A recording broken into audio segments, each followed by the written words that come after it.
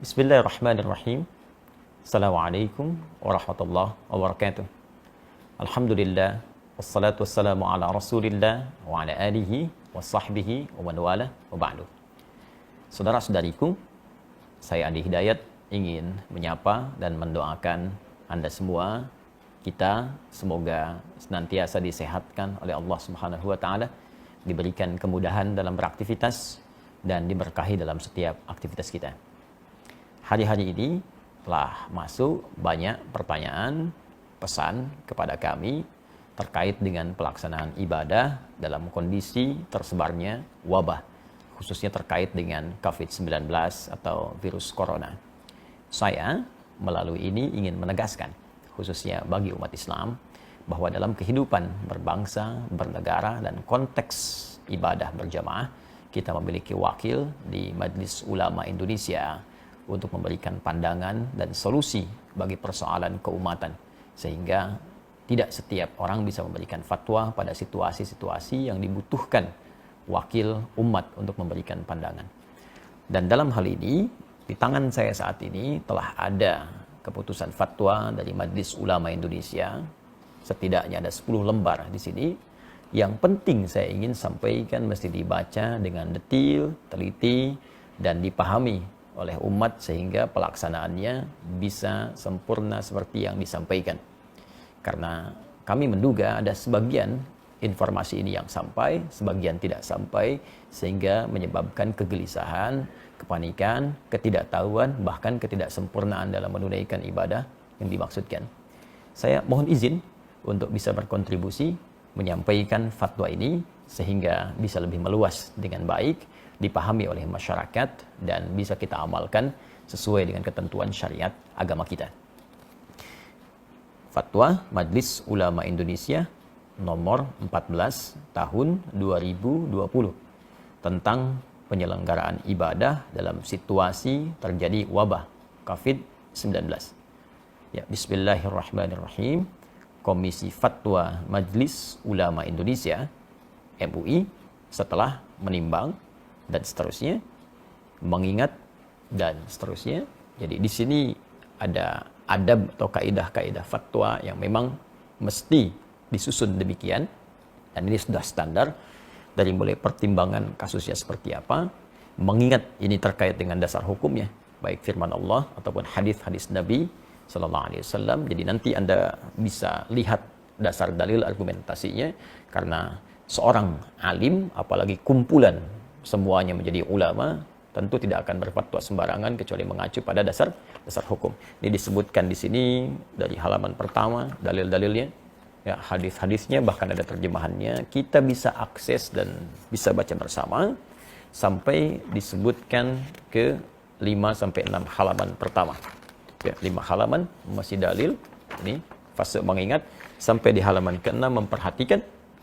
Jadi ada dalil sampai 6 halaman Al-Quran, hadis, kemudian kaidah-kaidah fikih, usul fikih. Jadi tidak boleh sembarangan orang ngasih fatwa, kalau tak tahu kaidah jangan memberikan fatwa. Jadi Al-Quran sumber hukum, hadis sumber hukum. Bagaimana sumber itu menjadi produk hukum? Ada kaidah. Sehingga menjadi produk fikih yang bisa kita amalkan bersama. Ini kaidahnya disebutkan, kemudian memperhatikan pendapat-pendapat ulama. Jadi merujuk sehingga semua keilmuan ini aspeknya punya sanad, bersambung kepada ulama-ulama sebelumnya yang mendekati kepada isyarat-isyarat Nabi Sallallahu Alaihi Wasallam. Jadi penting merujuk kepada ulama-ulama untuk mengamalkan hadis Nabi. Ya, wa innamal ulama warathatul anbiya, dan ulama itu pewaris Nabi, ya, para Nabi, khususnya Nabi Muhammad Sallallahu Alaihi Wasallam.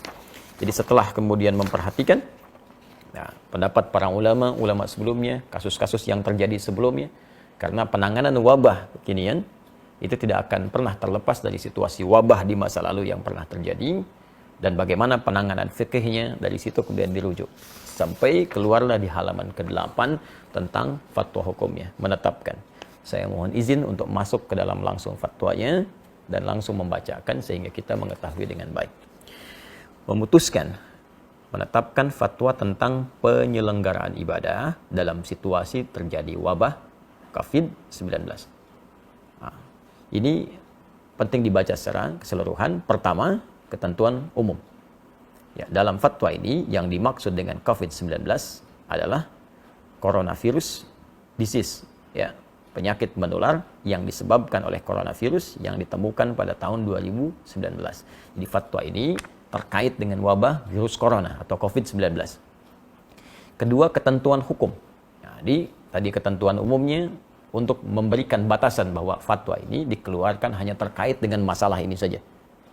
Bagaimana ketentuan hukumnya? Tolong perhatikan dengan baik. Di sini ada 9 poin. Ingat betul. Jadi bukan 1-2 yang Anda cuplik lantas Anda sampaikan atau sebarkan atau di broadcast atau memberikan dasar kepada MUI, tapi sebagian saja yang dicuplik. Itu pun penting dipertimbangkan kembali. Saya bacakan satu-satu. Satu, setiap orang wajib melakukan ikhtiar, menjaga kesehatan, dan menjauhi setiap hal yang dapat menyebabkan terpapar penyakit, karena hal itu merupakan bagian dari menjaga tujuan pokok beragama, atau ad-darurat al-khams. Ya, ad-daruriyah al-khams. Ini bagian pertama, jadi meminta kita semua berikhtiar, jaga kesehatan kita, jaga baik-baik kondisi kita. Kalau kita mengambil kepada bagian-bagian sebelum yang disampaikan, jelas sekali ada anjuran langsung dari Nabi, kalau sudah tahu wilayah yang terjangkit jangan masuk ke situ, dari wilayah itu jangan keluar. Ya, ini bagian dari menjaga kehidupan kita, dan nanti turunannya kita akan lihat seperti apa proses yang dimaksudkan. Ad-daruriyatul khams, jadi ada 5 aspek tujuan pokok syariat ya, yang harus kita jaga. Yang pokok pertama adalah hifdzun nafsi, menjaga jiwa. Jadi jangan sampai kita mencari harta, mencari kehidupan, ya, mencari segala hal yang menyenangkan, tapi lupa bahwa ada yang membahayakan dalam kehidupan kita.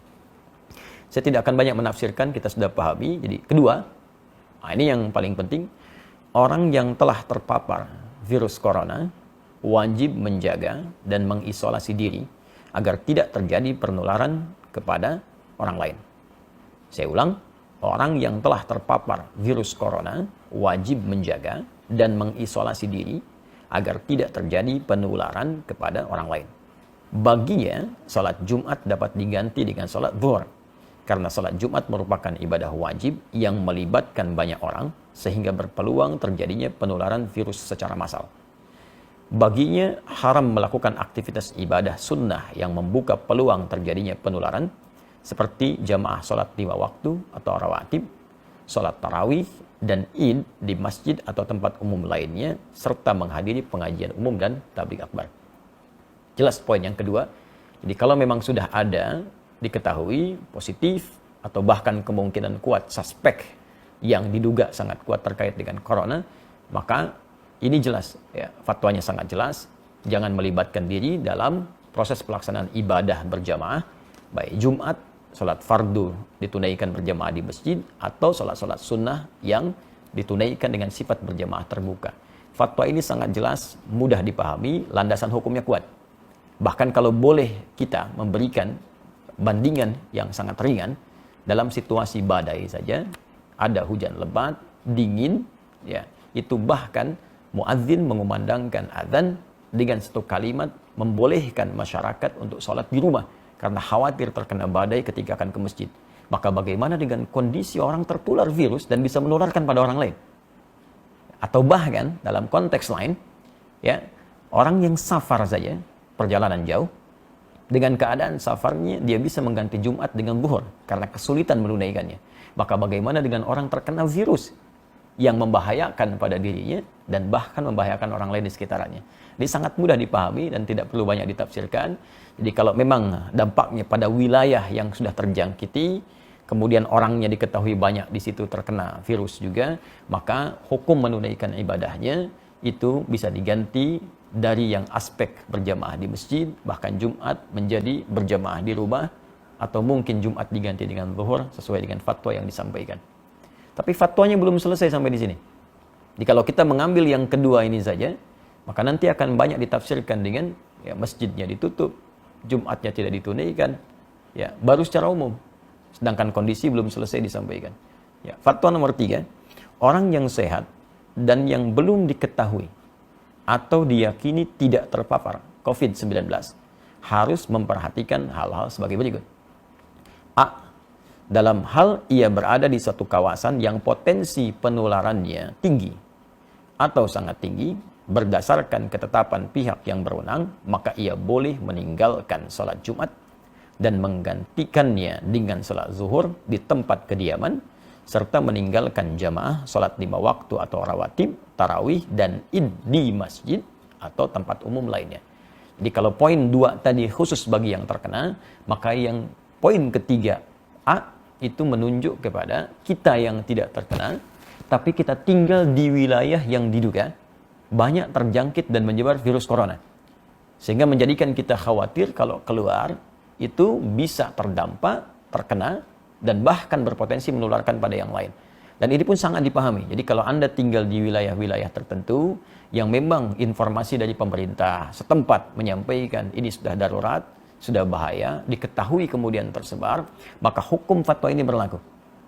Ya, dan jangan dipaksakan. Sholat di rumah, ya itu biasa saja. Jadi kalau kita tidak sholat di masjid, itu biasa. Ya, dalam kondisi seperti poin nomor 3A ini. Yang tidak boleh itu tidak sholat. Itu poin pentingnya. Jadi kalau memang di tempat kita ditemukan situasi, diketahui banyak terjangkit, jangan paksakan situasi datang ke masjid. Ya, bahkan boleh Jumatnya gugur dan diganti dengan zuhur. Dan pahalanya sama dengan ketika kita menunaikan di masjid. Ya, saya sampaikan hadis Nabi sallallahu alaihi wasallam, riwayat sahabat Abu Hurairah radhiyallahu taala anhu, Nabi pernah menyampaikan, "Idza maridul 'abdu aw safar kutiba lahu mithla ma kana 'alaihi muqiman sahihan." Kalau ada seorang yang sakit atau bahkan sedang perjalanan jauh, dia tidak bisa menunaikan ibadah rutin seperti biasanya, maka apa yang dia tunaikan pada saat itu dihukumi sama pahalanya dengan kebiasaan dia semula. Saat sehatnya, saat normalnya. Anda saat safar kemudian menunaikan yang sempurna jadi qasar, zuhur 4 jadi 2, sunnah tidak dikerjakan, padahal sebelumnya biasa Anda tunaikan. Maka kalaupun Anda kerjakan qasar, sunnah tidak dilakukan, tetap pahala dituliskan sempurna seperti kebiasaan Anda. Anda yang rajin ke masjid, kita yang biasa Jumatan, karena kondisi ini tidak memungkinkan ke masjid, dan tidak kita tunaikan berjamaah di masjid, kita tunaikan di rumah untuk menjaga diri pada aspek yang sangat penting, maka pahalanya pun sama dengan Anda mendatangi tempat ibadah itu. Tapi kalau Anda memaksakan diri sampai tertular atau menularkan pada orang lain, maka bukan hanya berpeluang keliru, tapi berpeluang juga dosa di dalamnya. Fatwanya belum selesai. Pada poin B, dalam hal ia berada di suatu kawasan yang potensi penularannya rendah. Tolong disimak baik-baik. Dalam hal ia berada di suatu kawasan yang potensi penularannya rendah, berdasarkan ketetapan pihak yang berwenang, maka ia tetap wajib menjalankan kewajiban ibadah sebagaimana biasa dan wajib menjaga diri agar tidak terpapar COVID-19 seperti tidak kontak fisik langsung, bersalaman, berpelukan, cium tangan, kemudian membawa sejadah sendiri dan sering membasuh tangan dengan sabun. Nah, ini penting dibacakan bagian kedua ini supaya kita mengetahui ya, bahwa fatwanya belum selesai. Jadi kalau di wilayah kita berdasar keterangan dari aparatur setempat, ya pemerintahan setempat menyampaikan di wilayah ini baik, di wilayah ini diduga kuat belum tersebar atau kecil kemungkinannya, maka kita berjamaah seperti biasa. Jadi tidak harus menutup tempat ibadah. Jumat berlangsung, ya ibadah 5 waktu berlangsung, dan kehati-hatian tadi kita lakukan, ya kita hindari kontak fisik secara langsung, bersalaman, atau kemudian tadi membawa sejadah sendiri, menggunakan hand sanitizer, ya. Nah, itu kita lakukan. Tapi jangan latah kemudian masjid ditutup, Jumat tidak ada, sehingga seakan-akan sunyi dari ibadah. Nah, hanya mungkin di fatwa ini juga, ini kami mengusulkan. Ya, kami mengusulkan kepada pemerintah di daerah-daerah setempat dengan berkoordinasi dengan pusat, ini mungkin menyampaikan kepada masyarakat transparansi data yang terbuka. Sehingga tidak terjadi kepanikan di masyarakat dan mengetahui tempat ini ada suspek, tempat ini aman, sehingga dengan itu masyarakat mudah untuk bisa menentukan sikap sehingga tidak hadir kepanikan. Nah, saya tidak tahu nih tempat saya aman atau tidak. Nah, karena itu kita aktif untuk bisa bertanya apakah di tempat kita situasinya seperti apa, amankah atau kurangkah atau berbahayakah. Ya, ini ada sebagian tempat yang sudah cukup bagus mengupdate kepada kita ya, situasi perkembangan coronanya, ya saya ambil, dan ini menjadi patokan bagi kita untuk bisa mempraktekkan fatwa Majelis MUI ini, Majelis Ulama Indonesia ini. ya untuk bisa mempraktikkan fatwa Majelis Ulama Indonesia ini. Ya, daerah mana yang berlaku poin 3A, daerah mana berlaku poin 3B. Sambil contoh misalnya ini kita bisa akses bersama tentang penyebaran corona di Jakarta. Ya, ini sudah di-upload jadi informasi terbuka bagi publik. Jadi ada di corona.jakarta.go.id. Nah, ini disebutkan peta sebaran kasus positif COVID-19 DKI Jakarta. Nah, ya. Jadi sampai hari ini ya disebutkan teman-teman sekalian, ini petanya sudah merah semua tuh. Nah, dan dijelaskan. Ya, ke bawahnya dijelaskan kelurahannya di mana, rumah sakit penanganannya di mana, hasil pantauannya sampai tanggal kemarin 18 Maret pukul 18 seperti apa, jumlah kasusnya berapa, positif titik kelurahan bagaimana, yang menunggu hasil, yang positif bisa kita akses. Bahkan Anda tinggal di mana, ini tinggal diklik titik merahnya, tuh, keluar. Kelurahan mana, terjangkit atau tidak, tapi ini kondisinya kita bisa tetapkan melalui Fatwa Majelis Ulama Indonesia, masuk kondisi yang mana. Kalau sudah merah seperti ini semua, saya kira bisa diusulkan Majelis Ulama setempat di wilayah Jakarta duduk dengan pemerintahan Provinsi DKI Jakarta, lantas memberikan himbauan pada masyarakat sesuai situasi kondisi ini. Ini yang bisa kita lakukan. Dan daerah-daerah lain berkoordinasi ya, dengan pusat, diberikan instruksi yang jelas, dari wilayahnya kemudian memberikan gambaran ke masyarakat. Pertimbangan-pertimbangan lain kita serahkan ya, pada pengelola dan pengatur stakeholder di bangsa, di negara. Tapi kewaspadaan kita sebagai tanggung jawab bagian dari masyarakat, kita turut aktif untuk bisa mengimplementasikan instruksi dimaksud dengan barangkali menjaga diri kita dan menyesuaikan dengan kondisi-kondisi tadi. Kita bertanya, Anda yang di Jawa, Jawa Barat, Jawa Tengah, Jawa Timur, Jakarta, Jogja, dari Sabang sampai dengan Merauke, kita ketahui wilayah kita, baru kita terapkan fatwa yang dimaksudkan ini. Dan disinilah pentingnya para ulama juga dilibatkan untuk memberikan pendampingan ke masyarakat. Ya, saya ingin tegaskan situasi sekarang ini berdampak luas ke fikih. Ya, sekarang yang tingkat meninggal tadi disebutkan di Jakarta sudah 15. Nah, bagaimana cara menyolatkannya? Cara memandikannya? Bahkan ada beberapa kasus di masyarakat yang masuk rumah sakit, kemudian juga sudah tidak tertampung. Ada lagi yang lebih ekstrim, akan disolatkan, dikuburkan, masyarakat tidak menerima karena takut tertular. Nah, ini saya kira kita, para ulama, para ustadz juga mesti terpanggil untuk membantu, bersinergi, dan memberikan pendampingan ke masyarakat, dan berkoordinasi dengan wilayah pemerintahan dengan baik, sehingga kita terjadi kesatuan, perpaduan, dan sinergi yang baik, satu dengan yang lainnya. Kemudian, saya bacakan fatwanya, ya. Dalam kondisi dalam kondisi penyebaran COVID-19 tidak terkendali di satu kawasan yang mengancam jiwa, umat Islam tidak boleh menyelenggarakan sholat Jumat. Saya bacakan, umat Islam tidak boleh menyelenggarakan sholat Jumat di kawasan tersebut sampai keadaan jadi normal kembali, dan wajib menggantikannya dengan sholat zuhur di tempat masing-masing. Demikian juga tidak boleh menyelenggarakan aktivitas ibadah yang melibatkan orang banyak dan diyakini dapat menjadi media penyebaran COVID-19 seperti jamaah sholat 5 waktu atau rawatib, sholat tarawih dan id di masjid atau tempat umum lainnya, serta menghadiri pengajian umum dan majlis taklim. Ini nomor 4 ini dalam kondisi penyebaran COVID-19 tidak terkendali. Artinya memang sudah mewabah luas, tidak bisa ditangani sama sekali, maka fatwa ini berlaku. Dan ini sudah tidak perlu kita berfatwa lagi. Jadi kalau orang-orang tak paham, sudah diam saja. Ikuti instruksinya, karena ini sudah orang yang pakar yang berbicara. Ya, kadang-kadang kita ini suka aneh. Masalah ekonomi, kita ikut ekonom. Masalah hukum, kita ikut ahli hukum. Ya, masalah untuk bisnis, kita ikut pebisnis. Tapi kalau urusan agama, semua bisa berfatwa. Nah, maka saya tegas ingin menyampaikan, kalau tidak punya ilmu, tak paham, sudah ikuti instruksi yang ada, jangan bikin fatwa masing-masing. Nah, jangan sampai Anda bisa mengatakan misalnya, mohon maaf, ini kan bagian dari ibadah itu wajib kalau wafat sedang dalam keadaan sholat. Wafat itu tidak ada kaitan dengan virus atau yang lain. Kalau sudah tiba ajal ya wafat. Tapi ketentuan syariat mesti kita ikuti. Nabi saja meminta kita untuk menjaga diri.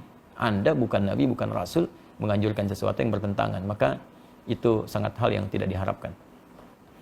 Mohon izin saya meneruskan. 5. Dalam kondisi penyebaran COVID-19 terkendali. Nah ini, tolong catat juga ini. Dalam kondisi penyebaran COVID-19 terkendali, umat Islam wajib menyelenggarakan sholat Jumat dan boleh menyelenggarakan aktivitas ibadah yang melibatkan orang banyak seperti jamaah salat 5 waktu atau rawatib, salat tarawih dan id di masjid atau tempat umum lainnya, serta menghadiri pengajian umum dan majlis taklim dengan tetap menjaga diri agar tidak terpapar COVID-19. Nah, jadi kalau di wilayah-wilayah yang diketahui, sekali lagi, transparansi data, informasi yang dibuka ke publik, setidaknya menyampaikan, ini wilayah ini terpapar, wilayah ini tidak. Sehingga kita bisa petakan, oh ini yang tidak, yang aman, maka berlaku fatwa yang ini. Ini yang terkendali, tetap Jumatan. Masjid dibuka. Jadi jangan sampai syiar-syiar ibadah itu hilang, tertutup. Nah, jangan dipukul rata fatwa ini bagi semua kondisi yang sekiranya terjadi perbedaan keadaan di dalamnya. 6. Pemerintah menjadikan fatwa ini sebagai pedoman dalam menetapkan kebijakan penanggulangan COVID-19 terkait dengan masalah keagamaan dan umat Islam wajib menaatinya. Nah, ini sudah tidak perlu saya tafsirkan. Tentunya fatwa ini sudah sampai ke pemerintah kita. Negara kemudian bisa mengambil tindakan dan kita mengikuti sesuai dengan arahan fatwa MUI yang dimaksudkan. 7. Pengurusan jenazah. Ya, tajhiz al-janaiz yang terpapar COVID-19, terutama dalam memandikan dan mengafani, harus dilakukan sesuai protokol medis dan dilakukan oleh pihak yang berwenang dengan tetap memperhatikan ketentuan syariat, sedangkan untuk mensalatkan dan menguburkannya dilakukan sebagaimana biasa dengan tetap menjaga agar tidak terpapar COVID-19. Saya kira ini sangat jelas, ya, dan ini perlu berkonsultasi juga. Ada ulamanya, ada bagian medisnya, dan dijelaskan bagaimana saat menyolatkan tidak tertular, saat memandikan tidak tertular, sehingga dengan itu tidak terjadi kepanikan. Dan saat seorang pun dengan izin Allah sesuai ajal meninggal misalnya, karena terpapar virus ini, dan kita doakan semoga Allah menerima segala amal baik, menjadikan rahmat, ya, menjadikan syahid sesuai janji Nabi SAW. Nah, tapi yang paling penting adalah dengan jelas semua itu tidak ada kepanikan. Dan kita mengerti apa yang harus kita lakukan. Ya. 8. Tindakan yang menimbulkan kepanikan dan atau menyebabkan kerugian publik seperti memborong dan atau menimbun bahan kebutuhan pokok serta masker dan menyebarkan informasi hoax terkait COVID-19 hukumnya haram. Hukumnya haram, termasuk Anda pun yang menyebarkan informasi fatwa yang sembarangan, ya, yang bahkan tidak terkait dengan kondisi yang dihadapi, itu bisa salah juga. Ya, seharusnya bisa ke masjid, tidak bisa ke masjid. Atau seharusnya tidak harus ke masjid, malah ke masjid. Maka dilihat dengan baik-baik. Dan saya pada poin yang ke-8 ini ingin mengajak seluruh lapisan masyarakat Indonesia, tanpa kecuali, terlepas dari sekat-sekat keyakinan dan yang lainnya, mari kita bersinergi untuk mengatasi wabah virus COVID-19 ini. Ya, Anda yang diberikan keluasan oleh Allah Subhanahu wa Ta'ala dari segi harta, atau bahkan bisnis Anda terkait erat dengan kebutuhan masyarakat saat ini buktikan. Waktunya Anda untuk membuktikan diri, berbakti kepada negeri, bangsa, berkhidmat, niatkan sebagai ibadah, tampil Anda. Buat masker yang banyak, sebarkan di masyarakat, CSR Anda gunakan untuk berkhidmat secara sosial, atau bikin harga yang murah. Nah, jangan mencari keuntungan dari situasi yang sulit. Ya, karena untuk apa Anda mendapatkan harta kekayaan yang tinggi di atas penderitaan orang lain? Ya. Kemudian juga yang usaha di bidang disinfektasi, disinfektan, silahkan buat dengan harga pokoknya, sebarkan.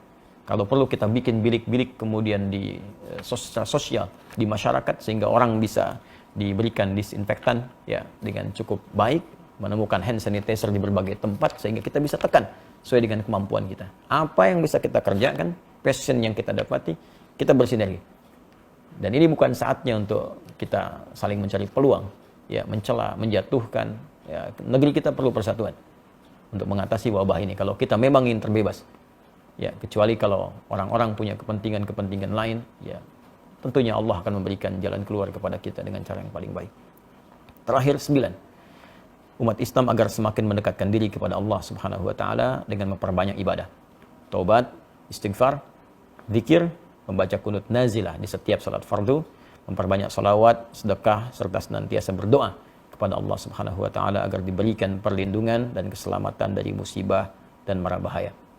Ya, daf'ul bala, khususnya dari wabah COVID-19. Inilah 9 poin yang disampaikan, dan bagian terakhir khususnya bagi kita umat Islam sangat penting kita lakukan. Karena semua solusi akan kembali kepada Allah Subhanahu wa taala. Al-Quran surah kedua Al-Baqarah ayat 156. Alladzina idza asabatuhum musibah qalu inna lillahi wa inna ilaihi rajiun. Orang-orang hebat itu, orang-orang sabar, orang-orang terbaik itu ketika diuji dengan musibah apapun, maka ia kembali kepada Allah untuk meminta solusi. Kita tingkatkan ibadah, amalkan doa-doa yang disebutkan dalam Al-Quran, amalkan doa-doa yang disampaikan oleh Nabi, dan indahnya dalam Islam, bahkan kita sudah mendapatkan tuntunan lengkap dalam kehidupan, bahkan terkait hal yang belum kita alami di masa-masa selanjutnya. 15 abad yang lalu, Nabi sudah menginfokan akan datang wabah. Sekarang kita tahu situasinya, dan bahkan Nabi ajarkan kalimat-kalimat untuk bisa kita amalkan. Baca zikir pagi, petang, baca doa-doa dalam Al-Quran, yang dengan itu insya Allah terhindar kita dari wabah dengan izin Allah Subhanahu wa ta'ala. Terakhir rekomendasi. Ya, pemerintah wajib melakukan pembatasan super ketat terhadap keluar masuknya orang dan barang ke dan dari Indonesia kecuali petugas medis dan barang kebutuhan pokok serta keperluan emergensi. 2. Umat Islam wajib mendukung dan menaati kebijakan pemerintah yang melakukan isolasi dan pengobatan terhadap orang yang terpapar COVID-19 agar penyebaran virus tersebut dapat dicegah. 3. Masyarakat hendaknya proporsional dalam menyikapi orang yang suspek atau terpapar COVID-19. Oleh karena itu, masyarakat diharapkan bisa menerima kembali orang yang dinyatakan negatif dan atau dinyatakan sudah sembuh ke tengah masyarakat serta tidak memperlakukannya secara buruk. Kemudian ketentuan penutup. 1. Fatwa ini mulai berlaku pada tanggal ditetapkan dengan ketentuan jika di kemudian hari membutuhkan penyempurnaan akan disempurnakan sebagaimana mestinya. 2. Agar setiap muslim dan pihak-pihak yang memerlukan dapat mengetahuinya, semua pihak dihimbau untuk menyebarluaskan fatwa ini. Dan apa yang saya sampaikan ini menaati, mengikuti himbauan, khususnya di poin yang keempat ketentuan penutup, berkontribusi dalam menyebarluaskan fatwa ini sehingga diketahui oleh masyarakat dan bisa kita taati dan jalankan khususnya bagi umat Islam di seluruh wilayah Indonesia yang kita cintai ini. Ditetapkan di Jakarta pada tanggal 21 Rajab 1441 Hijrah, 16 Maret 2020. Majelis Ulama Indonesia Komisi Fatwa, Ketua Profesor Dr. Hasanuddin AF, Sekretaris Dr. Haji Muhammad Asrul Ni'am Saleh MA. Mengetahui Dewan Pimpinan Majelis Ulama Indonesia, Wakil Ketua Umum ditandatangani Kiai Haji Muhyiddin Junaidi MA, Sekretaris Jenderal Dr. Haji Anwar Abbas MM AG. Dan insya Allah kami mengetahui semua orang-orang ini yang menandatangan seluruhnya kafabel, ulama-ulama yang insya Allah dibimbing oleh Allah Subhanahu wa ta'ala dalam kebaikan. Karena itu dengan hadirnya fatwa ini, maka silahkan kita sikapi dengan baik. Saya berharap juga kepada kolega dari kawan-kawan, termasuk khususnya di umat Islam, Ustaz, para ulama-ulama di daerah ikut menyebarluaskan ini dengan proporsional, dengan detil, sesuai dengan keadaan daerahnya, sehingga menjadi sikap bagi masyarakat untuk bisa menunaikan ibadah. Dan saya juga menghimbau kepada pemuka-pemuka di agama lain, saudara-saudariku sebangsa dan setanah air, ya, agar sama-sama kita bersinergi menyampaikan kepada umatnya, menyampaikan kepada masyarakat juga dalam bawah binaan dan bimbingannya, agar senantiasa bisa menjaga diri, kesehatan sesuai dengan instruksi yang kita dapati dan bisa menyatukan kita dalam suasana kebangsaan yang utuh, baik, dan semoga Allah membebaskan kita dari wabah COVID-19 ini dan memberikan hikmah-hikmah terbaik kepada kita. Dalam situasi yang sulit akan tampil orang-orang yang hebat, orang-orang yang jelas cintanya kepada bangsa, kepada negara dengan memberikan kontribusi-kontribusi yang positif. Tapi di saat ini pun akan tampak orang-orang yang memang tak peduli, orang-orang yang hanya menumpang kehidupan yang mungkin tidak kita saksikan dalam kehidupan kita. Tapi di atas semua ini, persatuan lebih penting dengan menghindari segala hal yang bisa merusak tatanan kebangsaan kita. Adi Hidayat untuk semuanya. Assalamualaikum warahmatullahi wabarakatuh.